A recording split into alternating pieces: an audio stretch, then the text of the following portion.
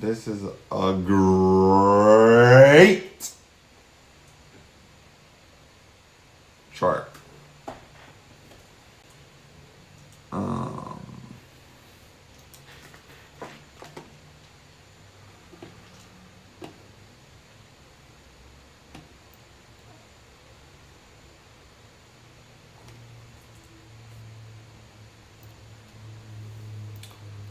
I have to have some sort of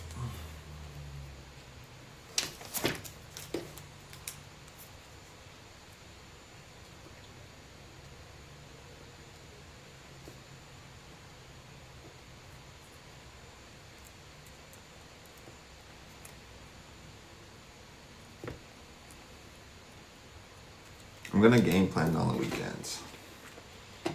But this looks really quality. If I could actually get a BX call for not 17 April, but let's call it 24 April. It's pretty expensive.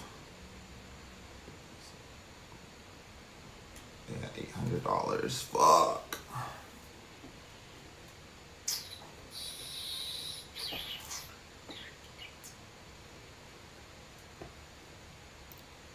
Oh, it's so good though. Look at this double. It's like a double. It's a double touch. And now it's making this. Oh, I have to take this. I'm just not gonna take the most expensive one. I'm gonna take one. I usually don't take deltas this low because of how strong it could slide against me, but I think this will be an exception. 120 call. Damn. A 115, 120 call. So the bid is at 420, the ask is at 610.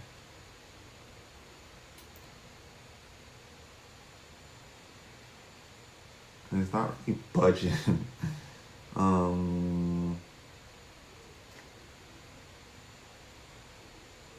If I get it for 420, let me see if I get it for 420.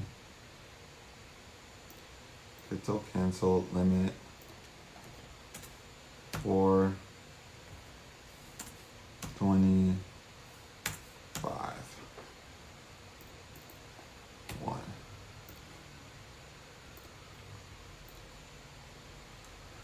Sent.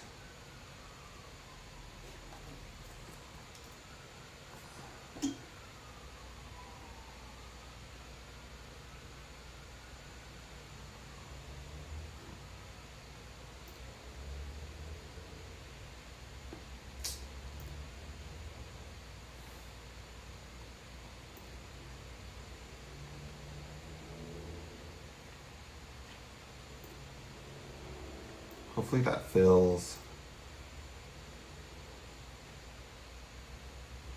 If that can fill,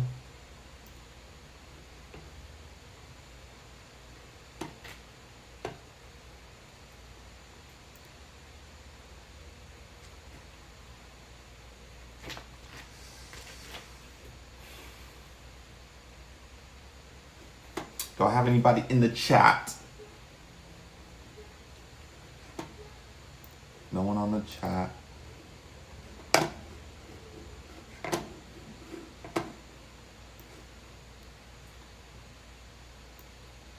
So a couple days testing this shit out.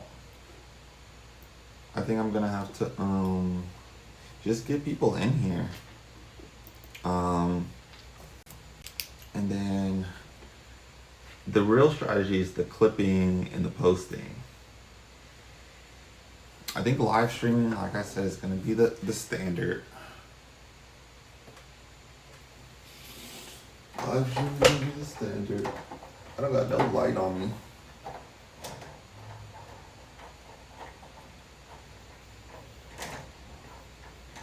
That's why I don't look at sexiness. Sexiness.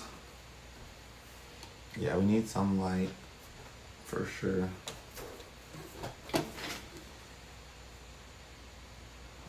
Ideally, And I feel like it's like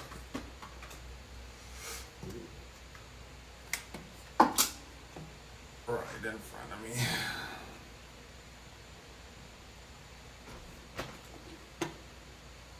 Okay, that's better.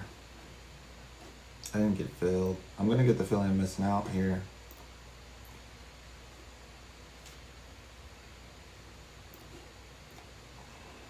Cancel plays. Let's make it 455.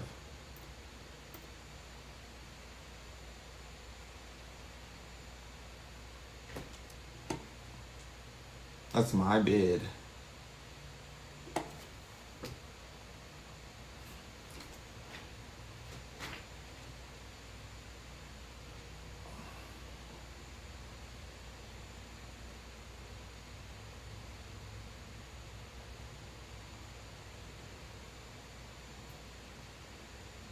We got some really good candles on the 10, some really good wicking.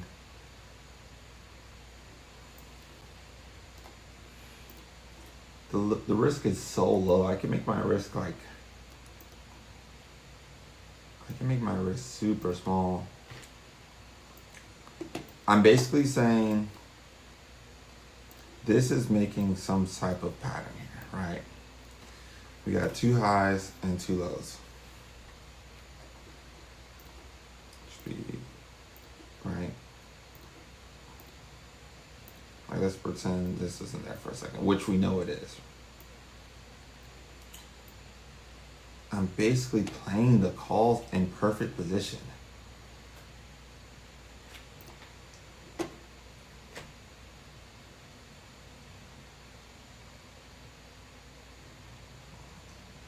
Not that much volume at all. It's like no open interest. This isn't, I don't know what's this in, no. This is in thousands.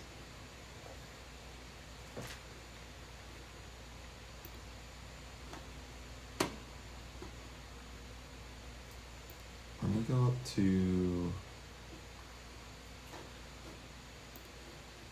let me go up to 95.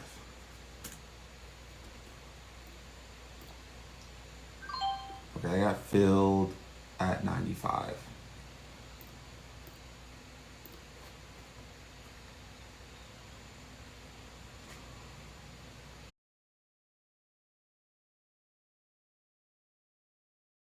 My stop loss is gonna be like 409. If it breaks 4, I want to know about it.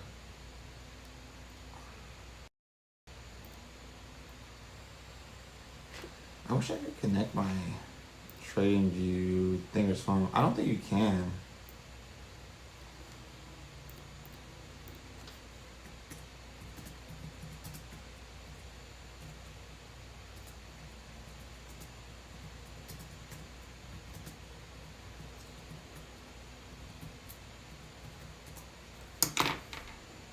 Oh, someone says easiest way.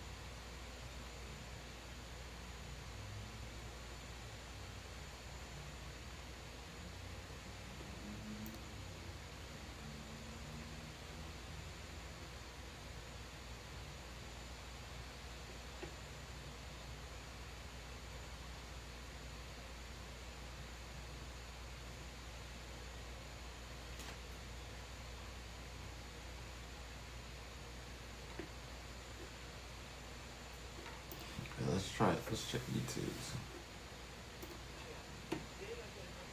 Around for 2025 that's been requested a lot.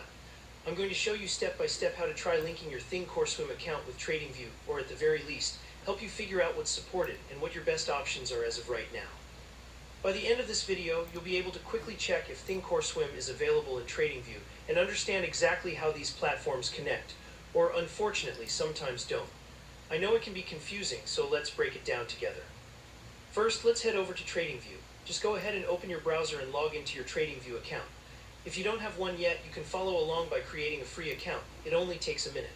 The reason we start here is that TradingView acts as the central hub where you can check which brokers are supported for live trading integration. You open your browser and log into your TradingView account.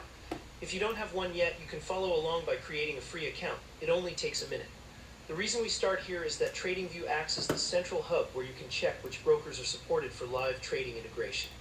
Think of TradingView as the control tower for your trading activities, while brokers like ThinCoreSwim act as the airlines you might want board. Now let's run TradingView's main dashboard. Look at the very top of the screen where you see the main navigation bar. Up there is a select tab labeled products. Go ahead and click on that. It's usually right in the center, easy to visit, it's a gateway to all TradingView's different features. By clicking on products, you're sent to TradingView. They show you all the tools and integrations you offer. From that, let's scroll down and select Trading Now. This panel is designed to help connect different brokers directly through TradingView, so you can execute trades without bouncing back and forth between tabs or apps. It's a time saver for active traders, but only if your broker is supported. Alright, so inside Trading Now, look for the option that says All Brokers. Hit that click. This will pull up a complete list of brokers that TradingView currently supports for direct trading integration. Don't worry if the list looks a bit overwhelming at first. You can use the search function at the top to make things easier. Type in ThinCoreSwim in the search box. Take your time with this and make sure you spell it exactly right. If ThinCoreSwim appears in the results, congratulations. You'll see an option you can connect and you can follow TradingView's responsibility for accounts up. That's the best case scenario. But here's the important part. If you don't see ThinCoreSwim in the list, unfortunately that means TradingView doesn't currently support direct integration with ThinCoreSwim. It's going to notify. I know that can be disappointing, especially if you're a fan of ThinCoreSwim's tools, you've been opting for seamless workflow. Sadly, this is pretty common since not all brokers let third-party services like TradingView access their accounts for live trading. Think of it like having two smart devices that just don't speak the same language. No matter how much you want them to work together, it's out of your hands for now. And that's really all there is to it. By checking the trading panel TradingView, you'll get a definitive answer just a few clicks, no need to forms or outdated blog posts. If ThinCoreSwim understands TradingView's scope list, you'll first know exactly where to look. And remember, you can always use TradingView for charting analysis, even if you can't trade.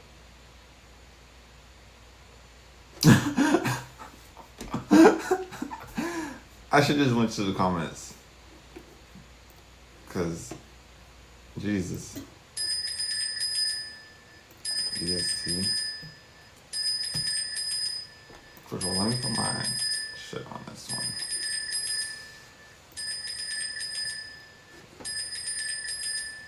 Alert. I wish there was an easy way to turn off the alert when you see it. Oh, because I was thinking about taking the cells on these. That's kind of why. So do I jump in? Or jump in? So it's breaking. Let's just draw it out first. Take our time.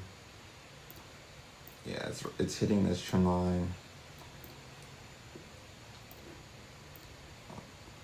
So yeah. You have a push down. And then another push. So like it don't I want to take these cells. It might break, it might not break.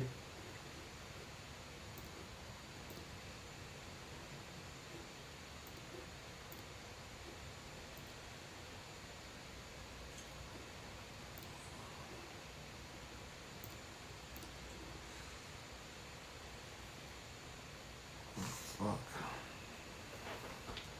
Oh.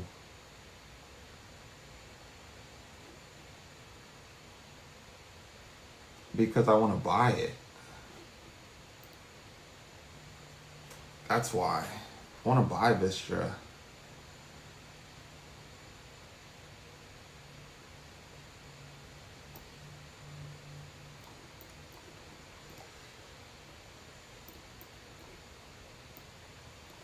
I want to actually buy Vistra long term.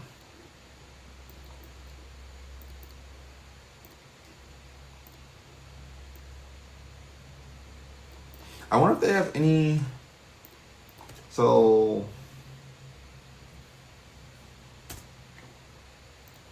this is in my Vistra is in my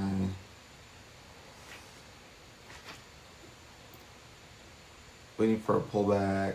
Need to invest in. It's on a long-term trade for me. And stock market analysis. Vistra.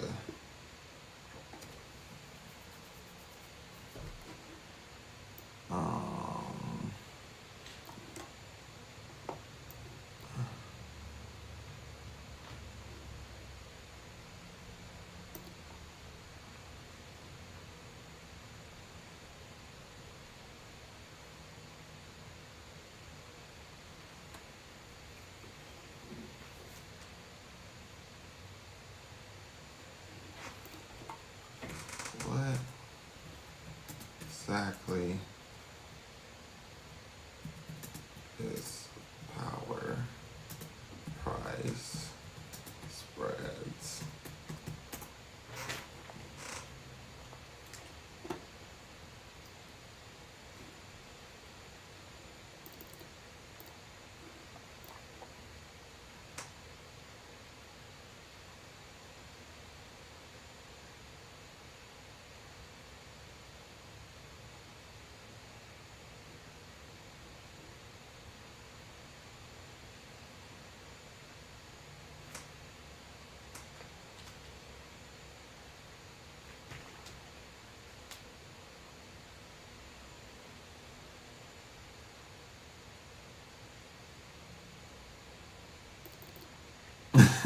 That's funny.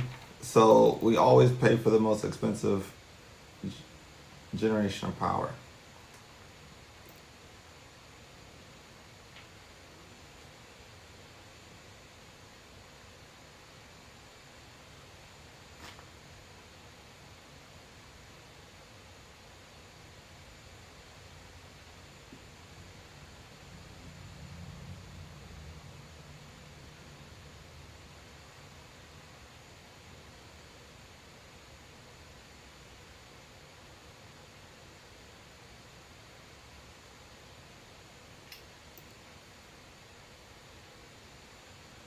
There's this theme, market themes.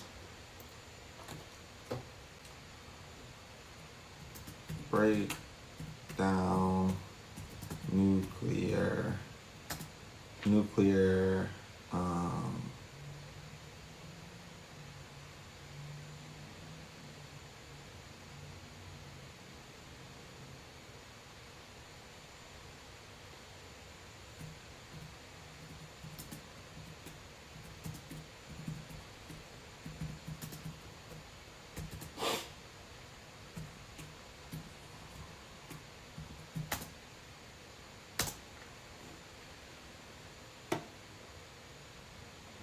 anyway, bro, get to the point.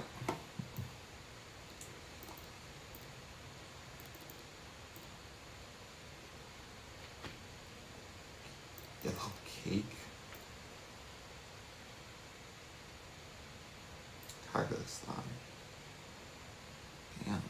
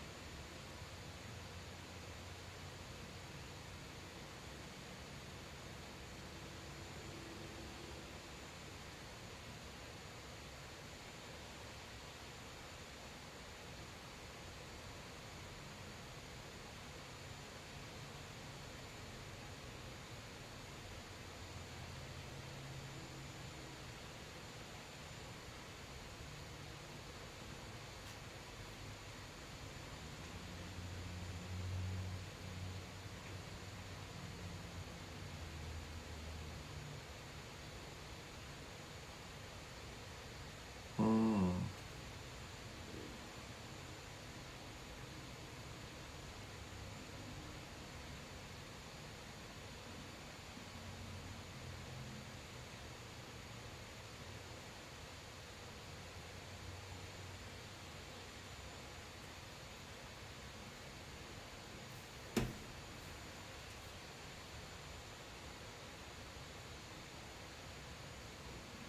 Okay, I won't. This is the cheat code right here. Dictate. So I want to know about all the operators nationally, U.S. operators, and I want how do they compare to global operators and to each other. And I also want to know more about small modular reactors, where we are with that. And something in my head clicks, like for, I don't know if if they're gonna keep trying to make these reactors smaller and smaller, is that on the horizon? And it kind of reminds me of the semiconductor, how we just kept making the chip smaller and smaller, and as it got smaller, the better,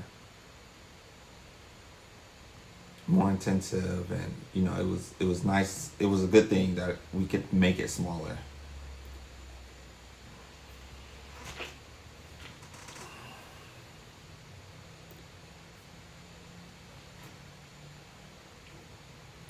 I'm trying to think if that's where nuclear is headed, and then like timelines, and then investing horizons. I mean, it's still early, which is good. Just building up position early is always the right move. Even if you're like 10 years early, but you built up a huge position, and then it finally it arrives. It arrives. That's retirement.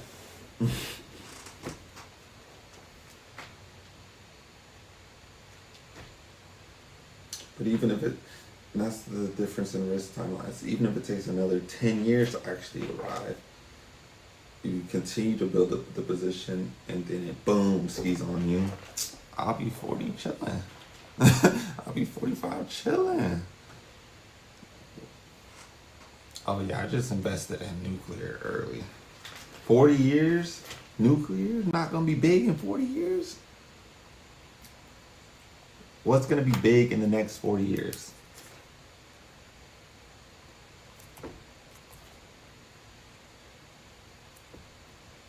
I'm just gonna be 45. I mean, of course, I wanna be balling in my 20s. Of course, we all do. I wanna be balling in my 30s, 20s, and 30s.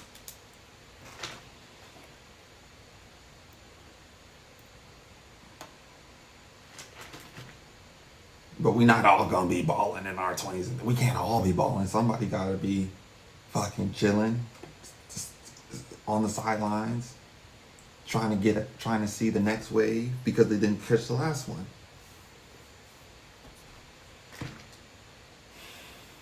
I wonder where the streams go after I record them.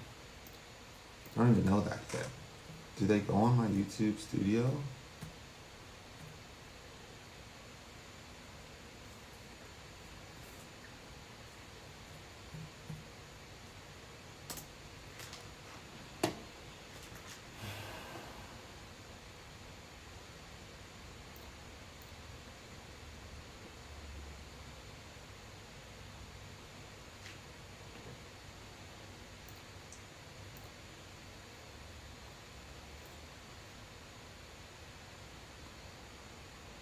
So I can still view it after I do my live stream. Awesome. Awesome, awesome, awesome. The IC assesses that China aims to elevate its own of firearms, a criminal complaint, and received it. We seized the land in its entirety. Got 5 views, baby. Nationalists back in mainland China, and we are working. Let's go. This is gonna be, I'm about to be cooking out videos. I'm hungry as shit though. Ooh. Oh.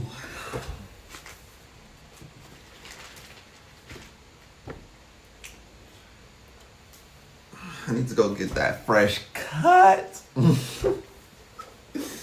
I ain't got time for fresh cuts. I'm reading the market. I'm reading the market. Let's see how it sounded. We get it back here. In another example, off the coast of Louisiana, we worked with Governor Landry's team on drilling sites off the coast of Louisiana because, again, they were outside the hole of a dam in Steve 6. You're here. You're at the broader authority to address that challenge. I would love that. Okay, great. Excellent. January 2021. It's down 6% today.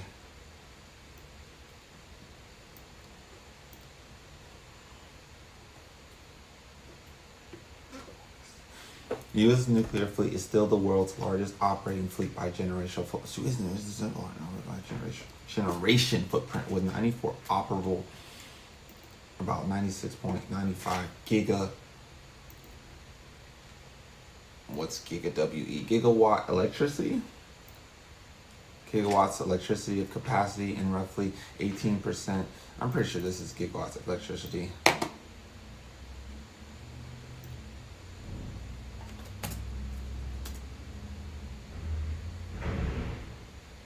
Bro, come on, we don't know.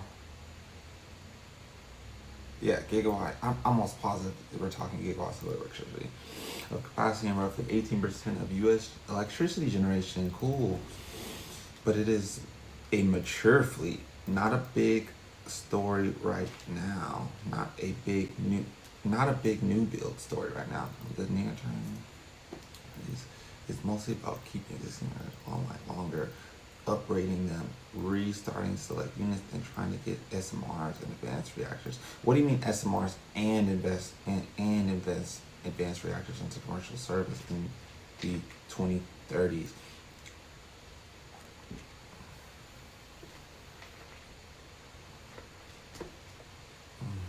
The clear leader's constellation, which expresses the nation's.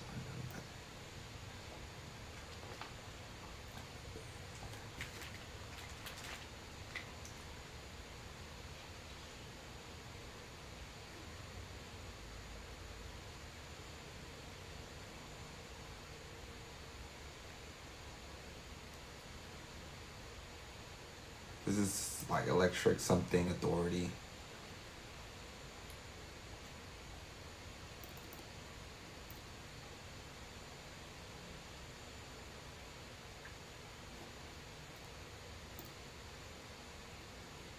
This is a report by Constellation.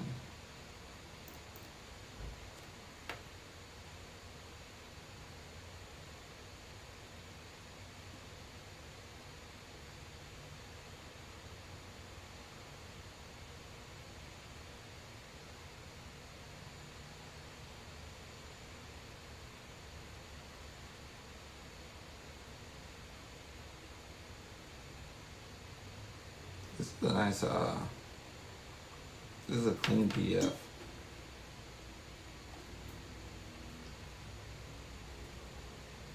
This is the type of research you gotta do if you wanna find the next fucking stock, bro. If you wanna find that motherfucker one, that,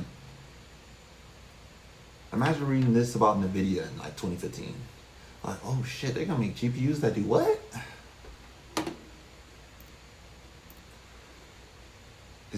Is the heavyweight in the purest large-scale nuclear operated in the U.S. public market. Oh yeah, I know this nuclear energy power plant.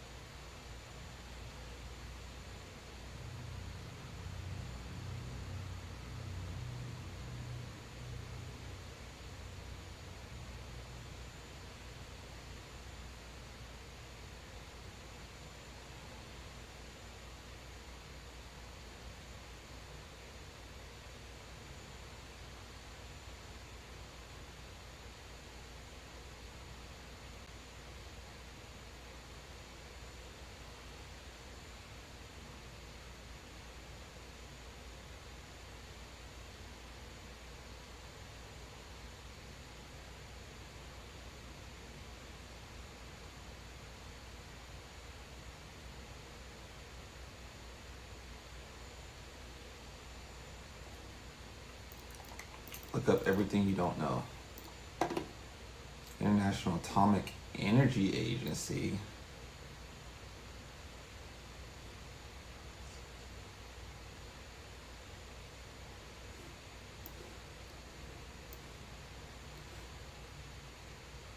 Austria.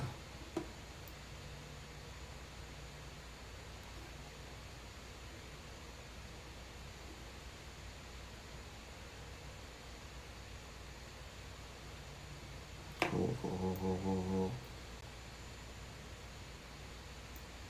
Cool, cool, cool, cool, cool, cool, cool, cool.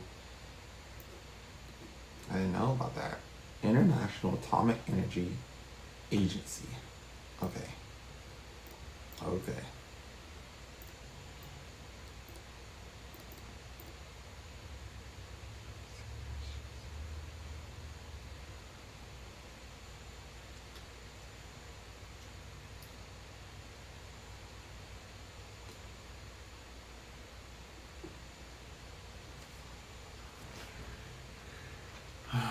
It's still early.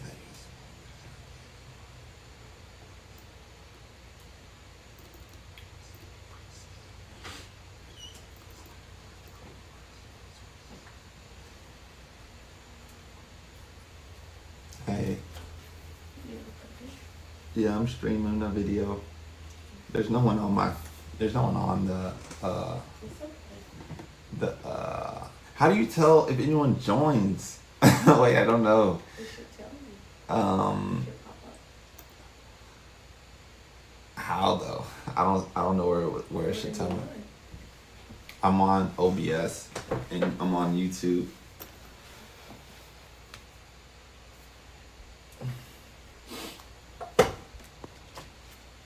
You can turn my camera off if you change the app. But you can see it over here. Hello. Well, the camera's off. Or no. Okay. This is like if you come past my hand, you'll be in the camera. Okay.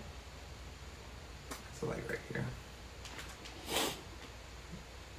This is a chat, but I don't see people. I'm not sure if people will pop in. But this just says Just go to it. all messages. Okay. Where are you streaming at? I'm on YouTube. Let me see if I can see it from my studio.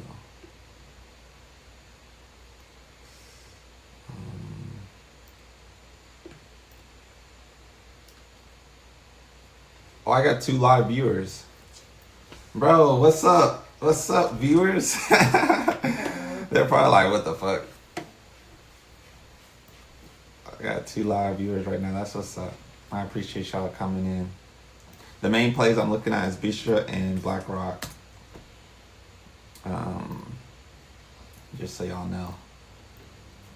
BlackRock setting up to be a nice break up to the upside.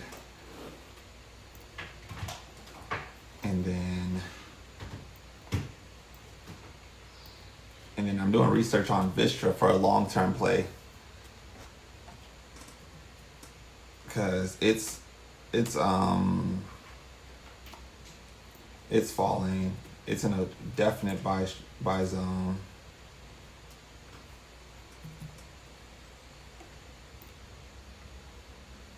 It's actually breaking down past this as well. So it's bearish right now. I wouldn't buy it right now, but I like the concept of nuclear. I mean,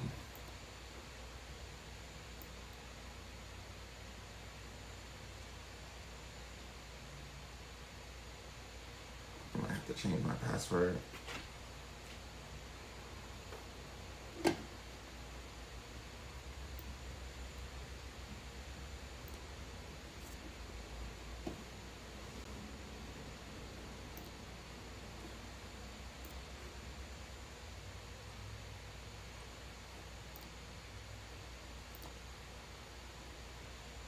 I even got a like. Hey, I appreciate it.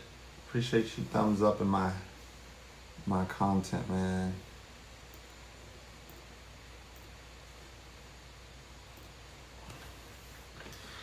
We gotta read though. The basic pictures of the U.S. now is described as real progress, but pre-scale.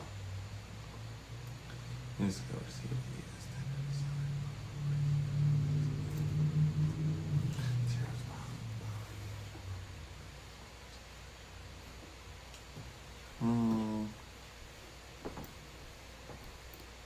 scale. I heard about this new scale. Application and design approval. Terraform application in March.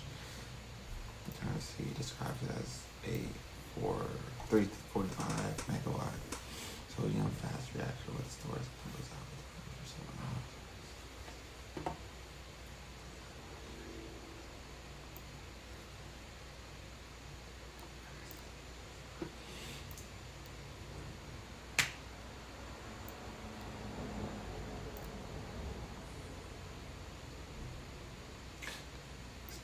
Wait, because I'm actually tracking a Dow in my paper tray. Is Dow Energy? Oh, it's a chemical processing company.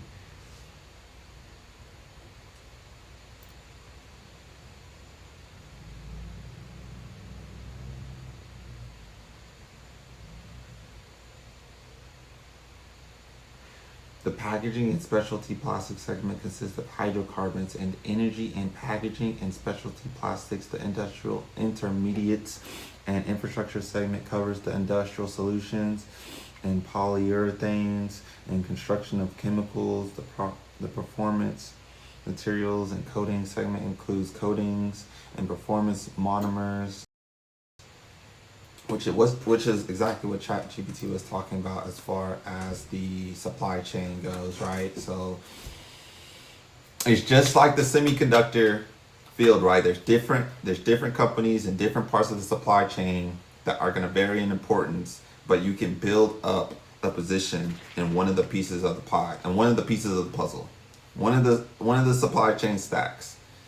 Someone's going to start to really make all the supply chain stacks. There's going to be one or two players that are going to really expand and make the supply chain not as a bottleneck, and it's going to push the industry as a whole forward. And once either your whatever company you invest first, maybe that's one of the ones that's early winners, but it might be a late game winner. So we're breaking down nuclear. We're going hard into nuclear. I want to know nuclear because I want to invest in nuclear. I just don't see why it isn't a clear winner. Our energy needs, power needs are only going to keep increasing with AI. And then you think it's not going to go crazy with quantum?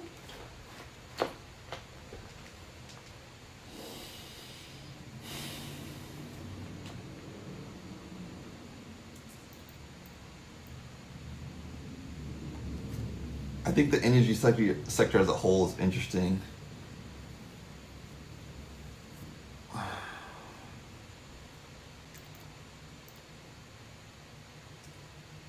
Outside the U.S., the most tangible Western commercial SMR project is actually Canada, not America. GE Vernova, Hitachi began construction on Ontario's Darlington site in May, with first operation targeted for 2030. GE Vernova, I'm tracking that company as well. GE Vernova. This is a very good electrical product company, but they're going nuclear. I wish I would have got in a bit earlier. It's an $872 stock now. Fuck, and I was tracking this since. I was probably tracking this for a while, at least most of 2025.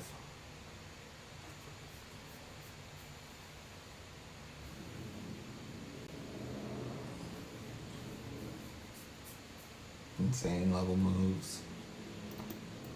That's how important power is.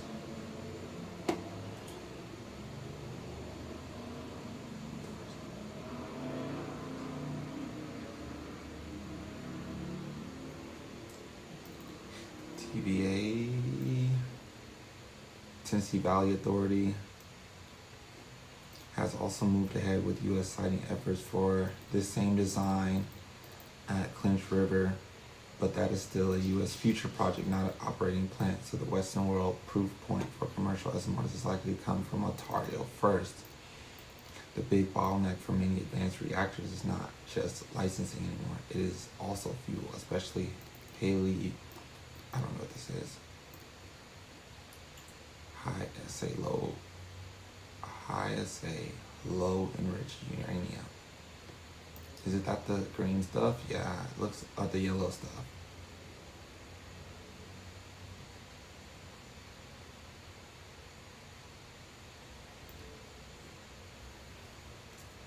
Uranium enriched between a specific percentage.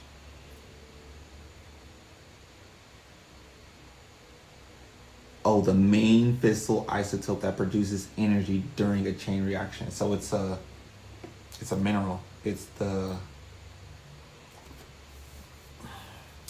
main commodity, the main thing that comes out the ground. Citrus. Who is Citrus? Supplies nuclear fuel in America and this could be one of them. Citrus. Always gotta track companies. I'm gonna go to my watch list. Oh, is it not public?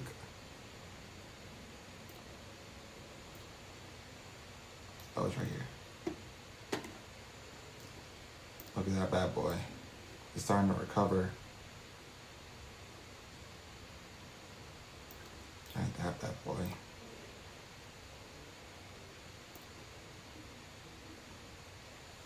I should have crude oil futures as well. This is not energy minerals. This is gonna go all the way to the top. Where is oil? Ooh, it's at $96. This is a future though, it's not actually where it's at. This is a commodity. I'll sit it right there for now. I think this is volatility index.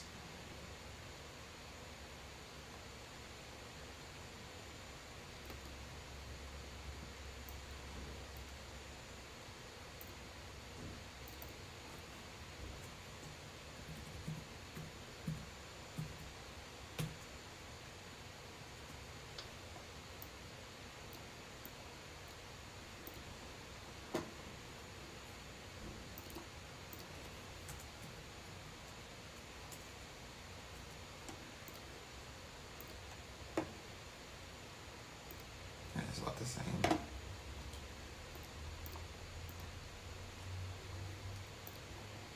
I'm just wanting to see real quick. Okay, back to what I was doing.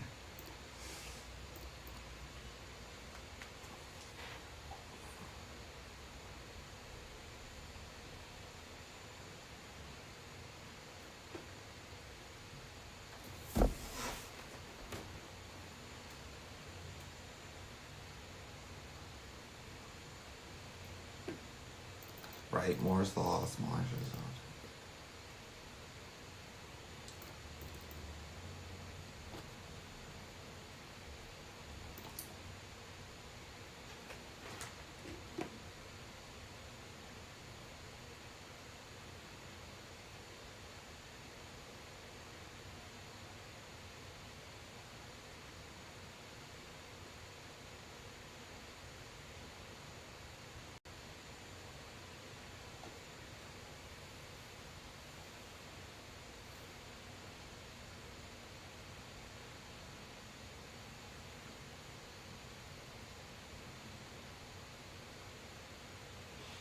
Get familiar with that term, microreactor experiments.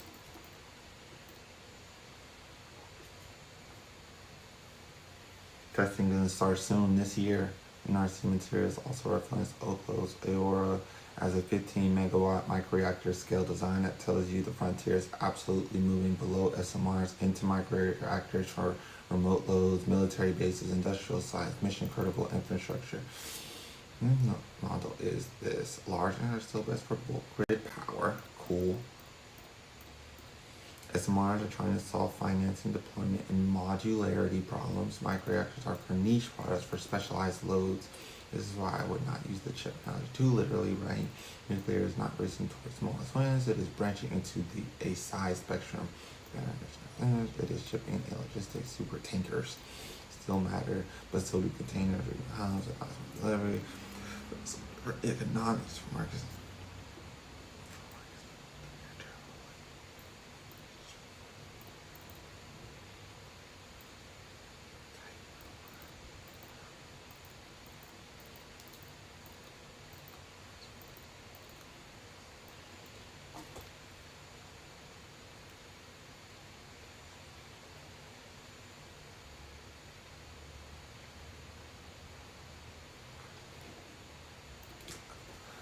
Okay, you said some pretty good, interesting stuff there. I think the first thing I want to jump into.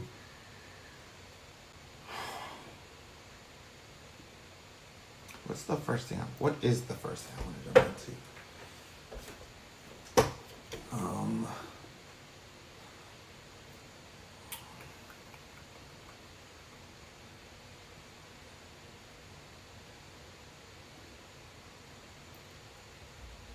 Run a model. Next 40 years.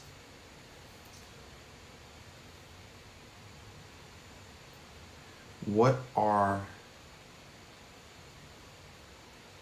the top winners in nuclear, and what themes do you think are going to be the critical drivers?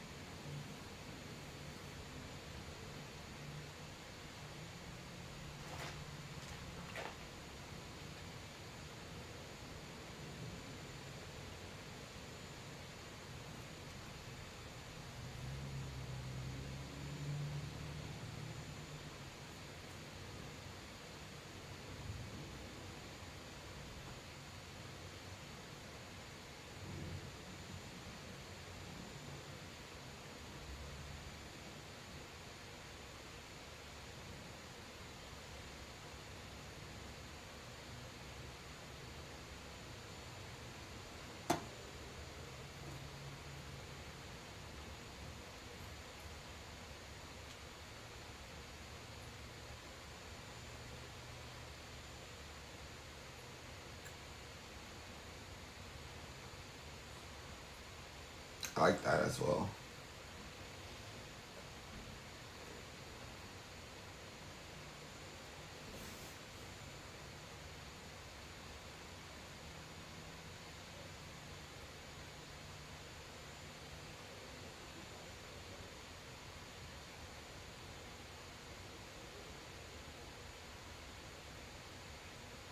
I like the people who have SMR designs. I think that's going to be the next wave.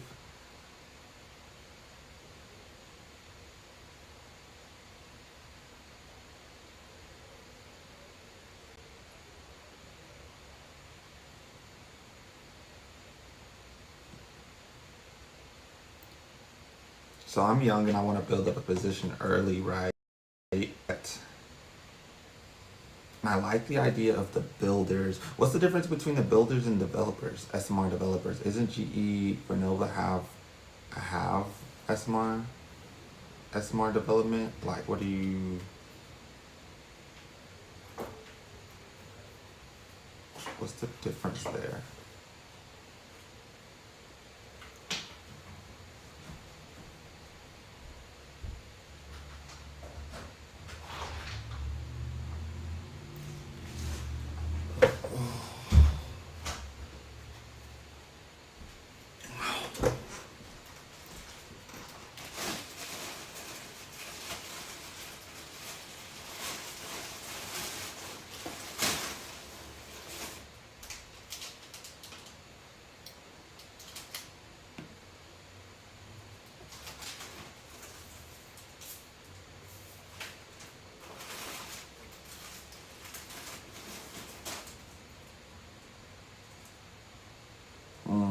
I see.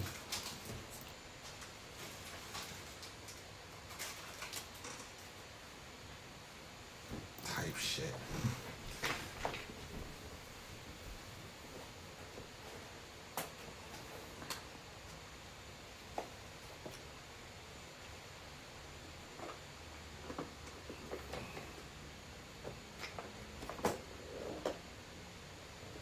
Can I still do it?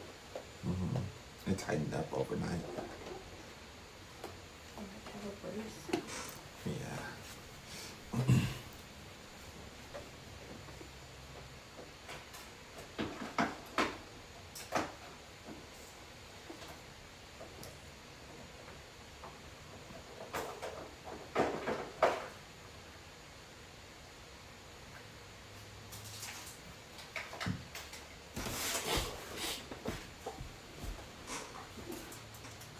Don't let me start clipping. Obviously, clipping is gonna be huge. Post stream is gonna be clipping. I just clipping, making sure I'm breaking down my ideas. That way, now this way, I actually don't have to make a video. I just stream and then clip the video.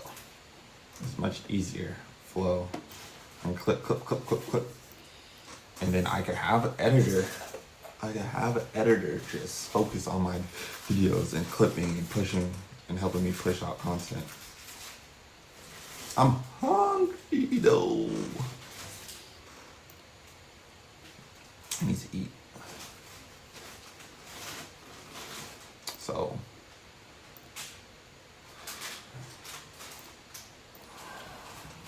not gonna lie, I'm about to go on a commercial break.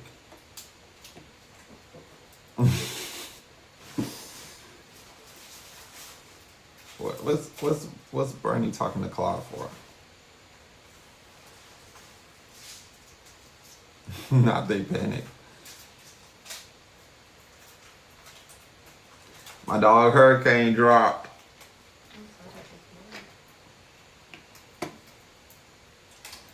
But what's the most important thing? Let's put on nuclear. A nuclear video. Let's just type in nuclear build out. Nuclear, not war. Build alt.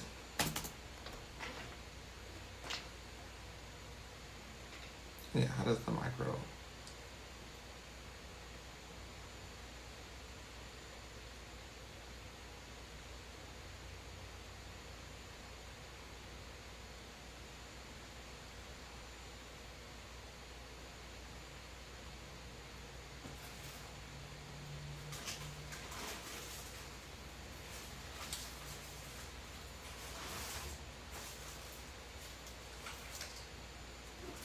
Let's actually do news today.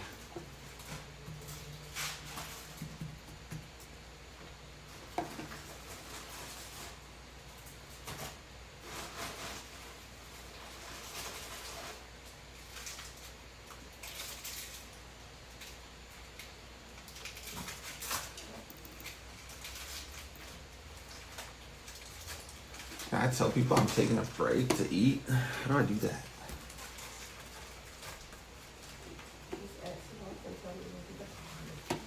I'll put it in my chat.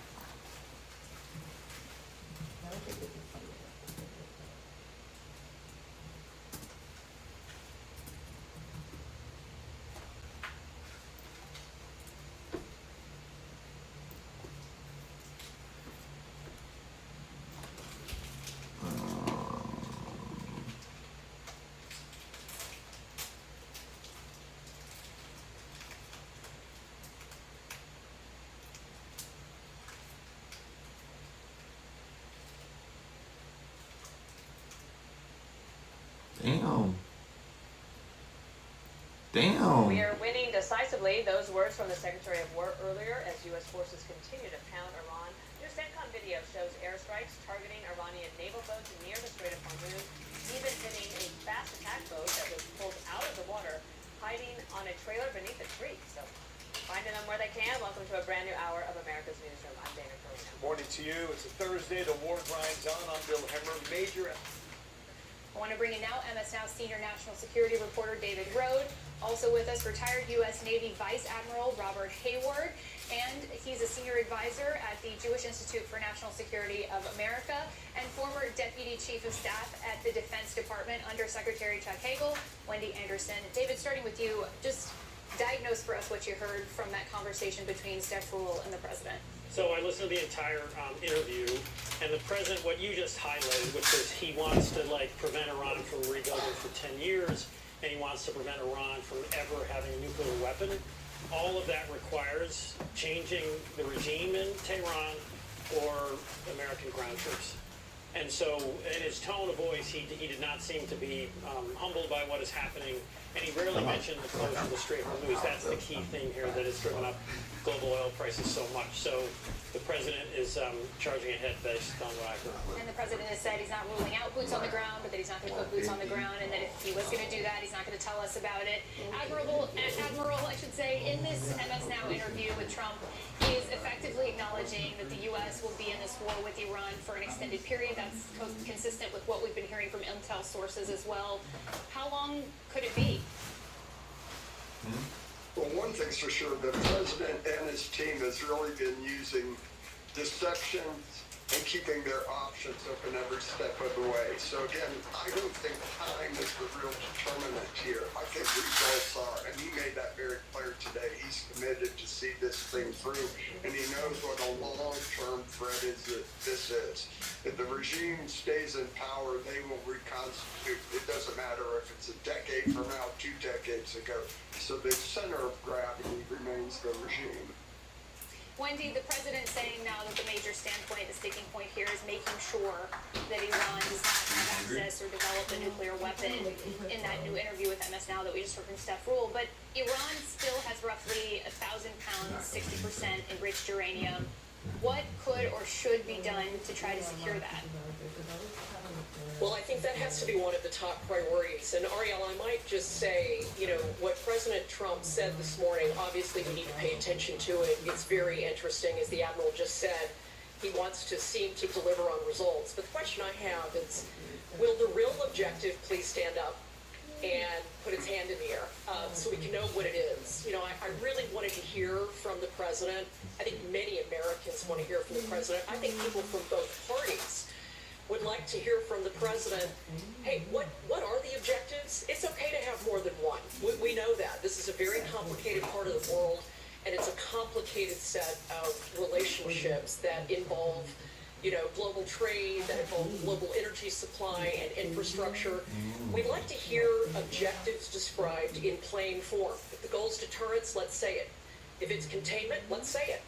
If it's, disallowing for any additional nuclear material to be developed, let's say it. There's no clear end state here, and I think the further we go and advance into this situation, the U.S. risks being pulled deeper into a conflict where economic costs continue to rise, while our purpose, whatever it is, gets harder to explain. And speaking of those objectives, whether it's said or unsaid, clearly the biggest objective here is opening the Strait of Hormuz, David. Is a move to occupy, to block Karg Island part of the calculus in trying to reopen the strait? How does that factor in? Yeah, they're both. So Karg is really a pressure point. That's where 90% of Iran's oil goes through that one island. It's about 20 miles off the coast of Iran. There's talk that there's 2,200 Marines headed towards Iran right now. They could seize Karg. I've had experts say to me that would clearly cause them a problem in terms of revenue, but Iran's been under sanctions for years. They've been storing food. There's actually rationing has already started in Iran. So it's not clear that they would unconditionally surrender if Karg went. The bigger, important thing for the president would be getting tankers moving through the Strait of Hormuz. I spoke to maritime experts and former military officials. Some of them say you'd have to have American boots on the ground inside on the coast of Iran to prevent Iranians from firing those mountains and other elevated areas where they could fire on these ships. Others say the U.S. could just do that with some destroyers and some drones patrolling overhead. Ship owners aren't going to send their ships through that strait until they feel it's definitely secure. It could cost a lot of money. And then as long as this regime exists in Tehran, you could have, one person told me, American destroyers escorting tankers for years. And clearly this is a survivalist regime. And if they're backed into a corner, Karg no longer exists for them, who knows what the incentive is to stop this anytime soon. Admiral, to David's point, what would an actual ground operation, what would boots on the ground in Karg look like? Well, that's what the Marines do. They go for that. They go out there in amphibious landing Yeah. And that's You can charge them don't like forget, very there's little, a whole other like $5 range a of clip or options. something. They're MEO operations, maritime $10 interception a clip. operations, going and boarding every ship, blockading Iranian ships, not letting their ghost fleet sail. There's also Bandar-Abbas. So the president and the national security team has a full range of Why do you think options. it was the I plug would when also you like to pop note out? today, because we just kicked off Nowruz. You want It's fresh one Iranian or New you Year. want- This is one of those most significant days on the Iranian calendar where the people always celebrate. They stop everything. That is not happening. And that presents another challenge for the regime. The people are thinking that they're being oppressed, they're being put down, they can't come out of their homes because they're going to be shot.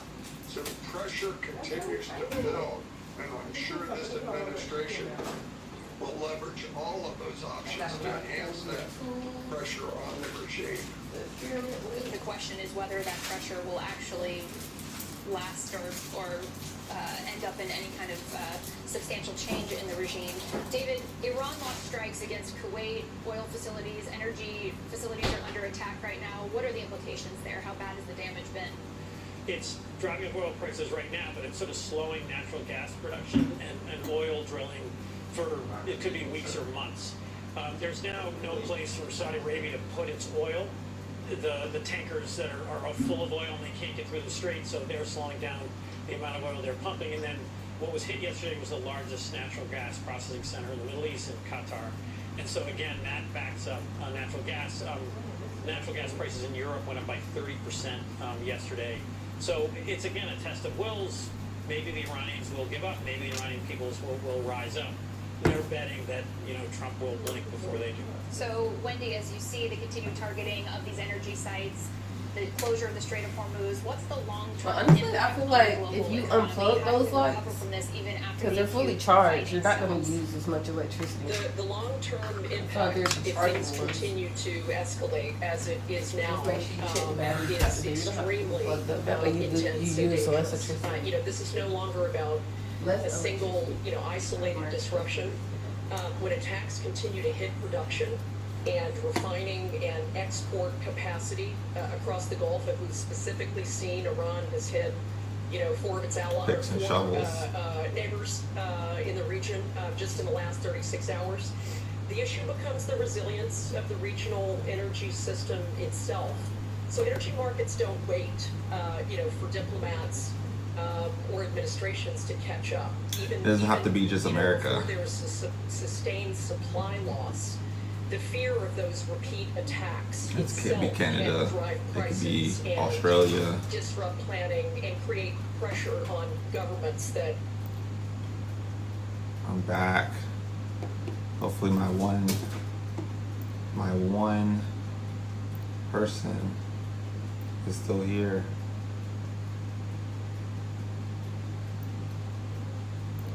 I feel like the live viewer is me, isn't it? Who else will be on this motherfucker?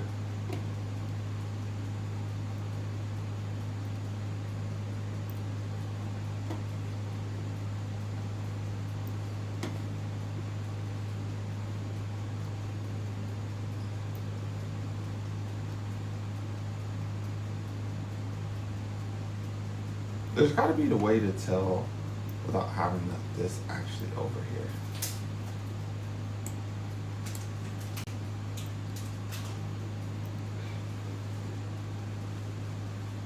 It's counting myself.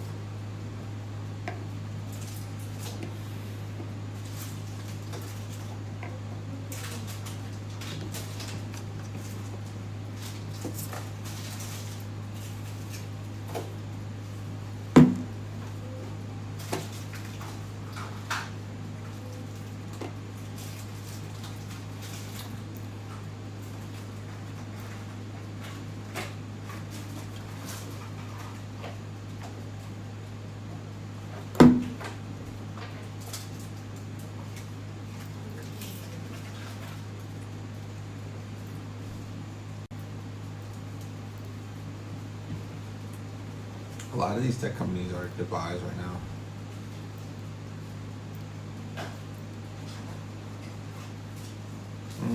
I'd wait on Apple.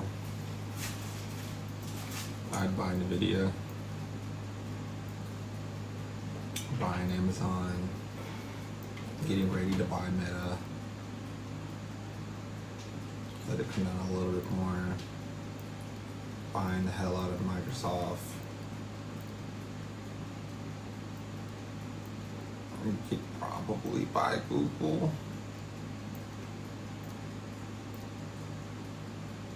Yeah, you could buy Google.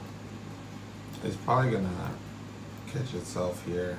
It might come down a little bit more, but it's Google, baby. SMH, we love SMH. I don't think I'll ever sell my SMH. Baby, are you making potato wedges too, or do we eat all of them? We got potato wedges. The potato round. The rounds, no, I ate all the rounds. But we got potato wedges. Sure, got some more for me to eat. I think we got those from Oh my god, they always double make.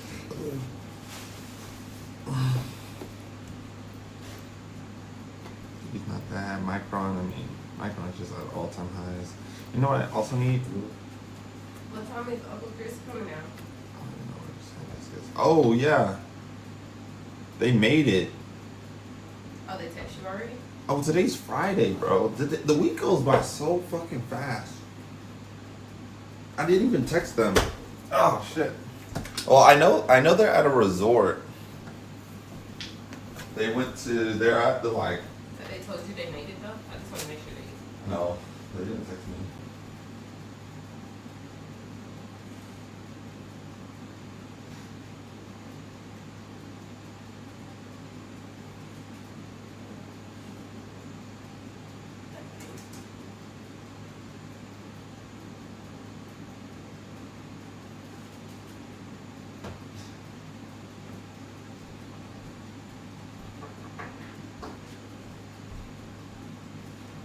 They always eat potato chips with it.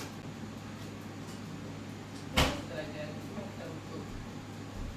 Huh? I would cook chips for breakfast.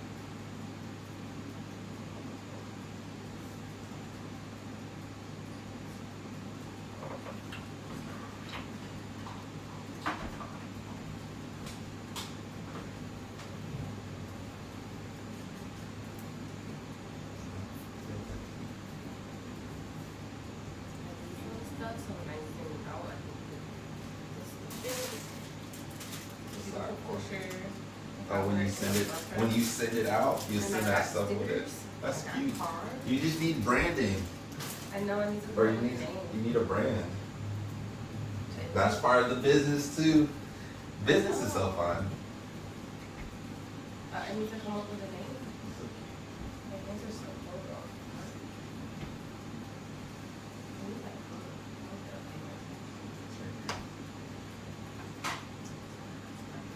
What's this? The tools? What is it?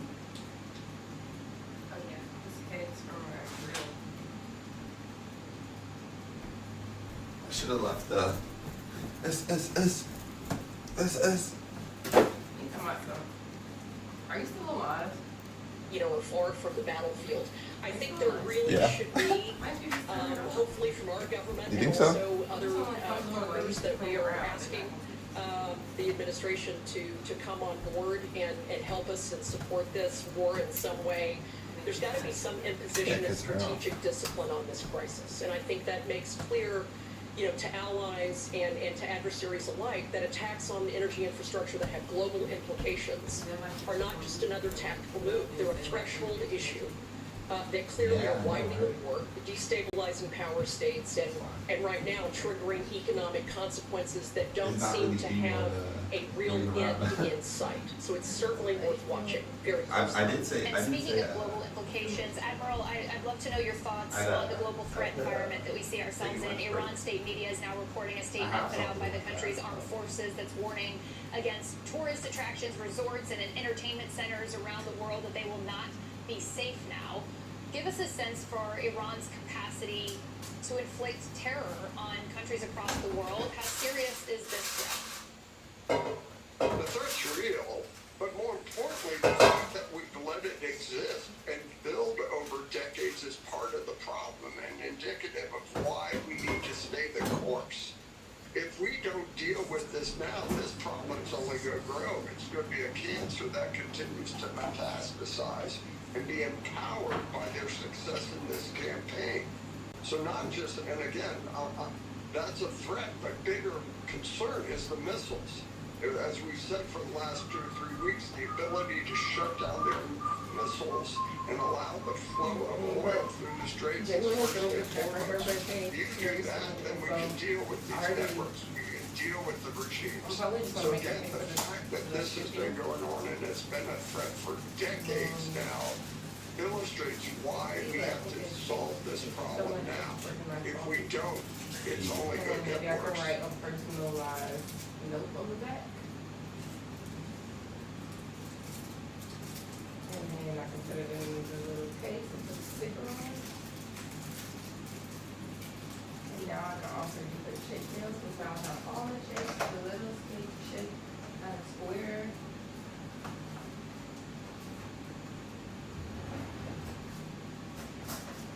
Where is it on? Good evening from New York. I'm Chris Hayes. You know, every once in a while, you just have to remind yourself that the President of the United States is a sociopath. Or, at the very least, being charitable here, he just can't help himself from acting like one. And that's particularly relevant right now as the man is directing the military might of this nation in yet another war in the Middle East, and that is not going well. The state of American leadership as the U.S.-Israeli war against Iran nears the end of its third week is bad, with no signs of it ending soon.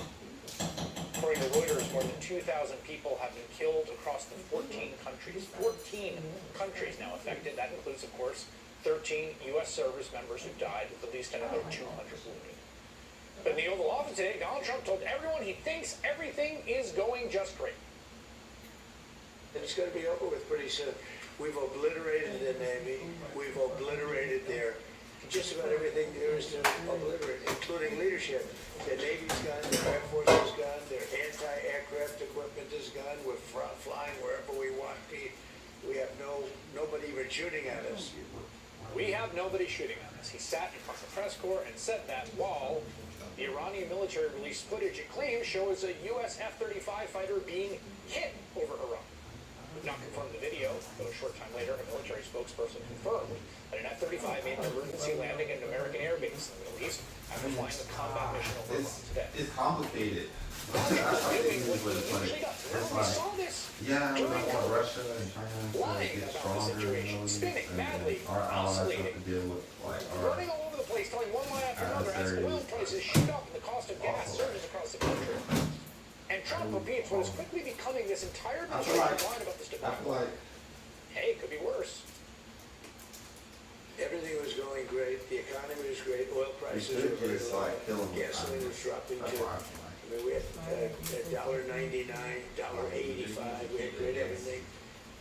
And it's always happening. Like we focus on ourselves, like you know what I'm saying? Like really focus on just defending ourselves And I and actually improving thought the numbers ourselves. would be worse. I We wouldn't thought have to worry that about it that would shit. go up more than it did. And just because the gas prices are not true, the economy was in a weird Look how position. good we got. Y'all niggas can have it good like this. By most counts, things don't seem to be going great right now. And Donald Trump's sociopathic behavior, his inability to show any tact or decency or just appreciation that there's other human beings in the room with him who The little also sneak, have some stuff you gotta do. interacts. Like you gotta kill like Kyle Ben leaders and shit like that. It was on full display as he hosted the Like, Prime Minister of Japan in the Oval Office today and gave this genuinely shocking answer to a Japanese reporter's perfectly legitimate question about coordination or lack thereof with allies during this war. Why is it should be told this house, about the war, about Iran so much? We are confused about it. Well, one thing you don't want to signal too much. You know, when we go in, we went in very hard, and we didn't tell anybody about it because we wanted surprise. Who knows better about surprise than Japan? Okay, why didn't you tell me about Pearl Harbor? Okay, right? He's asking me, do you believe in surprise? I think much more so than us. President of the United States snapping at a man who certainly was not alive when Pearl Harbor occurred, asking why Japan did not warn the United States about the 1941 attack, all while the Prime Minister of Japan sat there. Never mind, the question was about why the U.S. did not notify its allies, its trusted allies, before striking Iran. It seems pretty evident how uncomfortable the Japanese Prime Minister is as she sits there listening to the American President say, quote, who knows better about surprise than Japan? You believe in surprise, I think, much more so than us.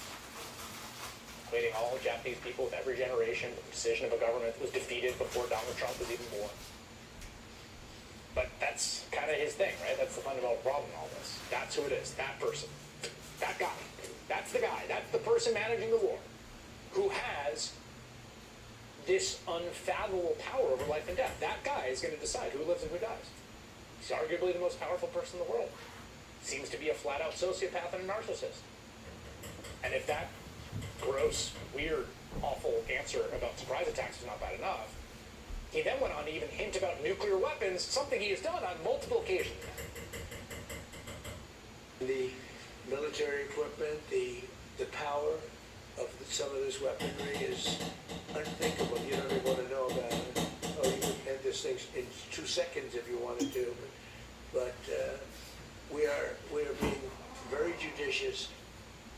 Japan, of course, the only country on Earth, the only one that has ever had first-hand experience with the horrors of an atomic weapon twice from us, from our country, in which people's flesh was melted off their bones and children were incinerated instantly and thousands suffered from elevated cancer rates for an entire generation. And Donald Trump sitting there, kind of wink, wink, nudge, nudge, hinting at nukes while the Prime Minister of Japan is sitting right next to him. I know this is a cliche, and we say it a lot, but it's also true. The guy has the nuclear codes. He literally does. They're in that room with him right there. And to be honest, for the last 11 years, I have gone to work every day into this studio trying to find new ways to basically say the same thing about this guy.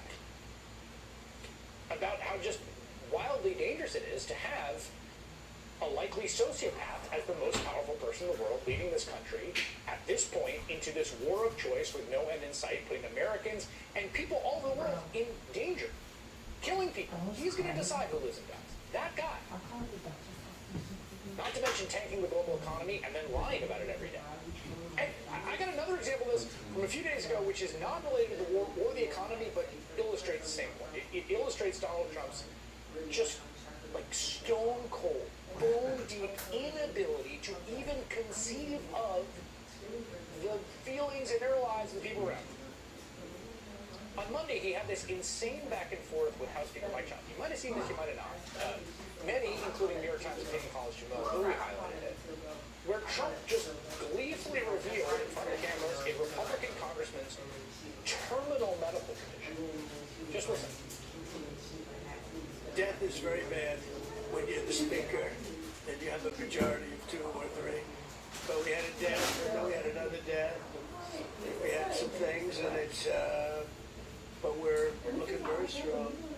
We had one man who was very ill. It looked like he wasn't going to make it. I don't know if to mention his name. Should I? Do you want other people to know his name? I need to call him, brother. Do you want to mention it? He'll be proud. I need to call him. Go ahead. Tell him the story. Okay, well, thank you, Mr. President. Congressman Neil Dunn of Florida had some real health challenges, and it was very serious, and had a pretty grim diagnosis. And I mentioned it to the president. I said, Congressman Dunn is a real champion and a patriot because he's still coming to work, and if others got this diagnosis, they would be apt to go home and retire. What was the diagnosis? It was, I think it was a terminal diagnosis. He would be dead by June. Okay, that wasn't public, but yeah, okay, that's, it was grim, that's what I was gonna say. I don't think. With a heart problem, by the way. This was a heart problem. So the long story short, the president called him to encourage him and thank him, and they had a conversation. Have you ever seen anything like that in your life? You see how excited he is to tell the story, smiling and slapping Mike Johnson's back? Because telling the story of this man's impending death brings glory to him. Right? Point for Trump is that the guy is so loyal to him that even as he faces down his own demise, he is coming along for Donald Trump. And so he pushes the speaker to tell the story. And Mike Johnson, who, in my estimation, is an incredibly low character, terrible politics, but is not a sociopath, is trying to hold some kind of line. It's Trump reaction. You can hear the gasp in the room for people who are all certainly Trump supporters. There's one other moment about that moment that really chief of staff. And less than an hour before Trump pushed Johnson to reveal his colleague's terminal diagnosis, Susie Wiles revealed her own breast cancer diagnosis. Trump even posted about it on social media, so he knew. Luckily, her prognosis is good. It's not at all in the same category as the contrary stuff. But there he was, exclaiming. He would be dead by June, then turning and smiling obliviously at his chief of staff, battling her own serious health. Let's tell Genesis. Which is good to That's know. the guy. He tells me from like make sure you talk to your brother type of thing. Make sure you talk to your father. The man who makes arguably the highest takes decisions for America. It's wildly dangerous to have a sociopath be the most powerful. Anyone watching this think that any of this could go right?